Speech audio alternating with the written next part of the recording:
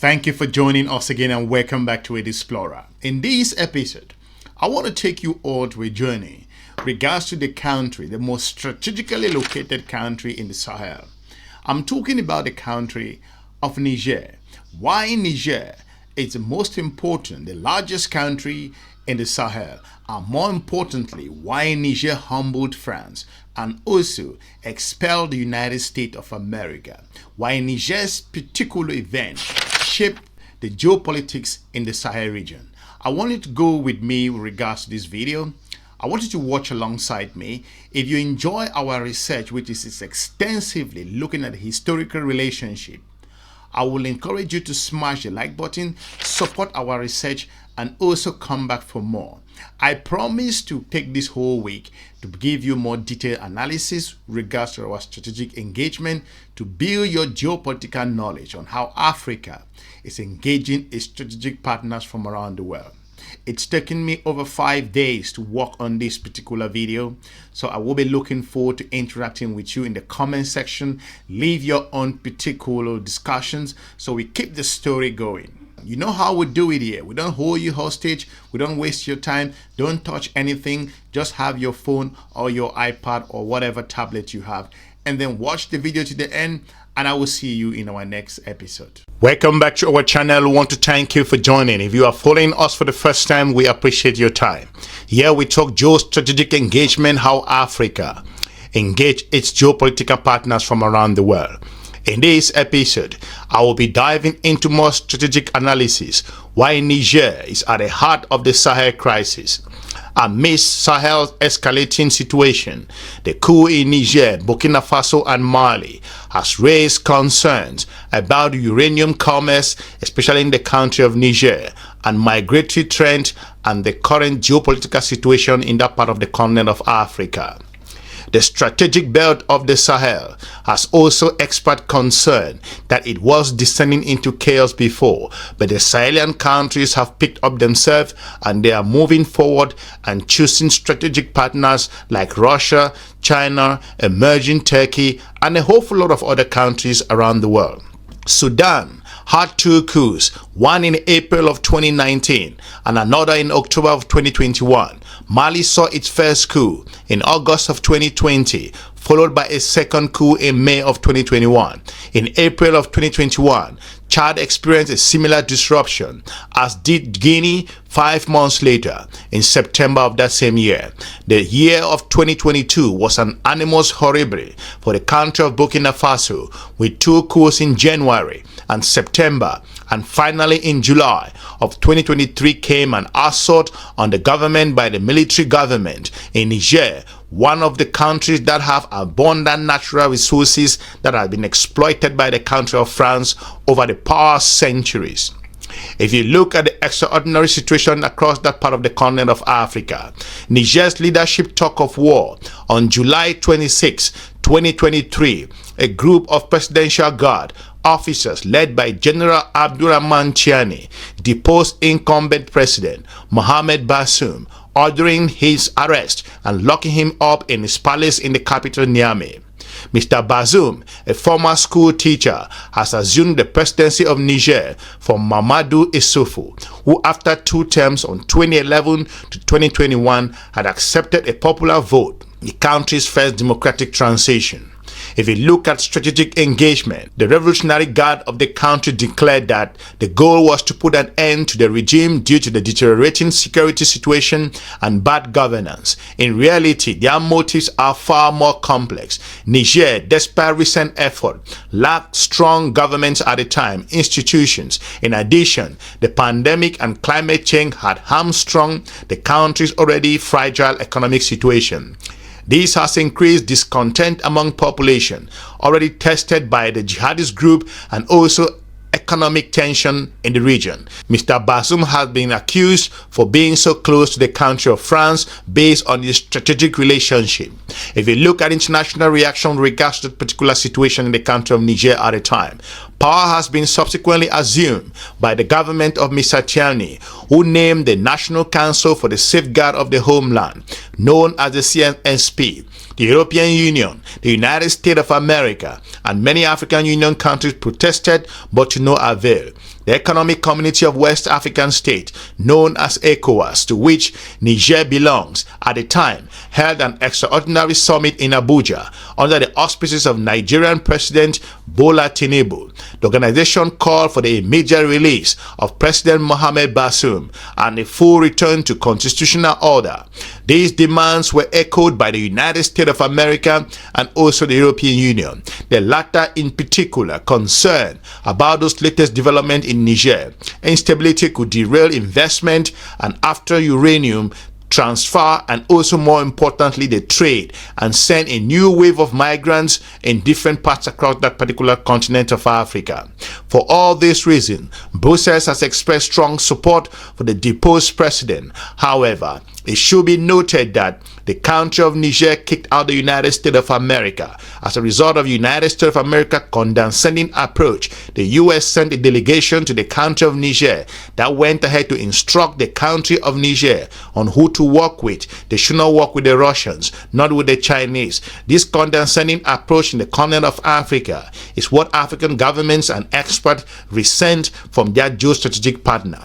If you look at other aspects, on July 30, 2023, the French embassy in Niamey was stormed by thousands of people clamoring against France and supporting Russia at the time.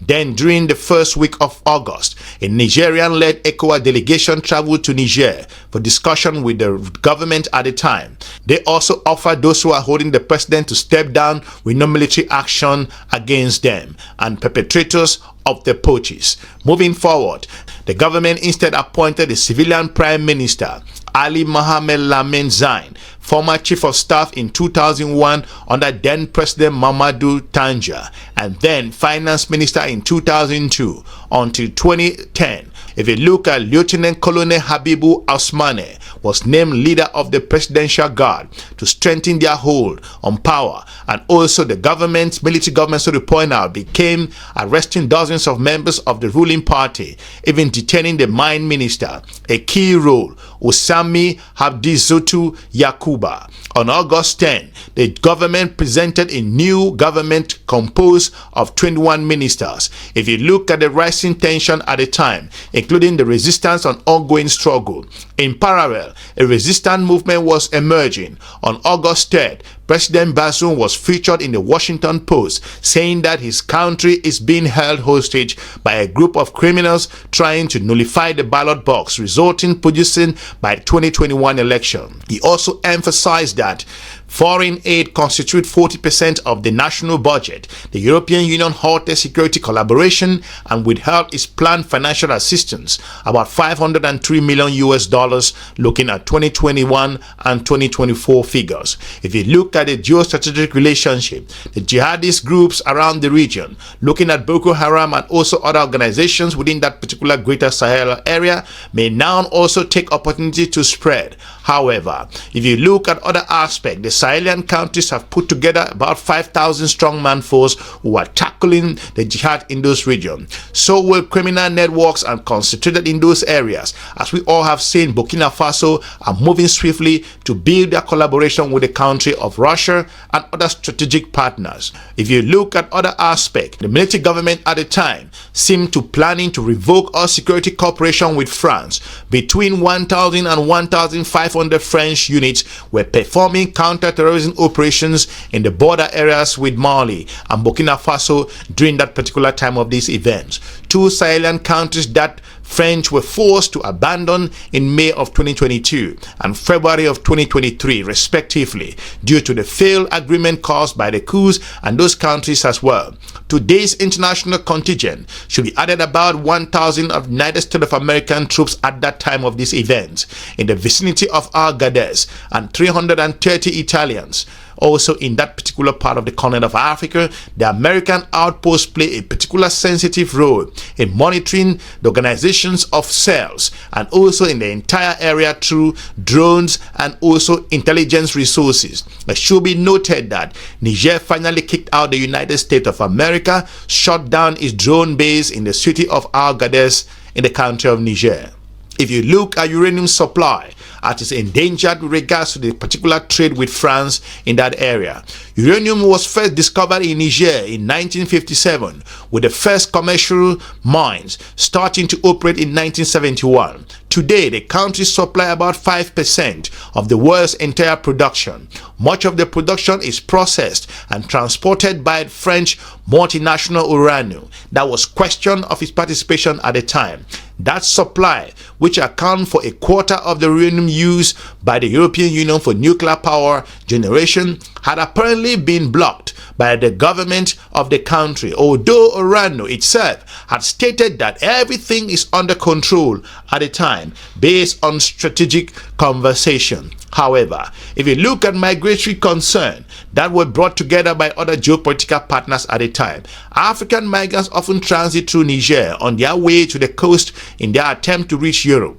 Between 2016 and 2019, over 1 million migrants were recorded traveling to Niger. These numbers were largely kept in check thanks to the Nigerian government implementing a new law under which non-Nigerian migrants without valid travel documents found north of the city of Agadez are considered on their way to illegal entry into Libya or Algeria and thus intercepted by law enforcement. The deposed president was then Interior Minister and collaborated with the European Union, contained sub-Saharan migration flow, but now this cooperation at that particular time is likely to collapse. If you look at Russian re-emergence with regards to the reason why Sahel region, and more importantly the country of Niger, is more strategic in the Sahel region, Russia's re-emergence and presence gave headache to its Western partners. At the moment, Russia does not seem to have played, if you consider that particular time when the event happened, a major role in Niger's event, but thousands of people in the square chanting on behalf of the Kremlin and the Wagner group, then a group force on the day of the track on the French embassy, would seem to indicate at least less Russian influence. Shortly before they died in a crashed private jet, the Wagner chief Yevgeny Prigozhin announced his readiness to back the government in that particular country of Niger.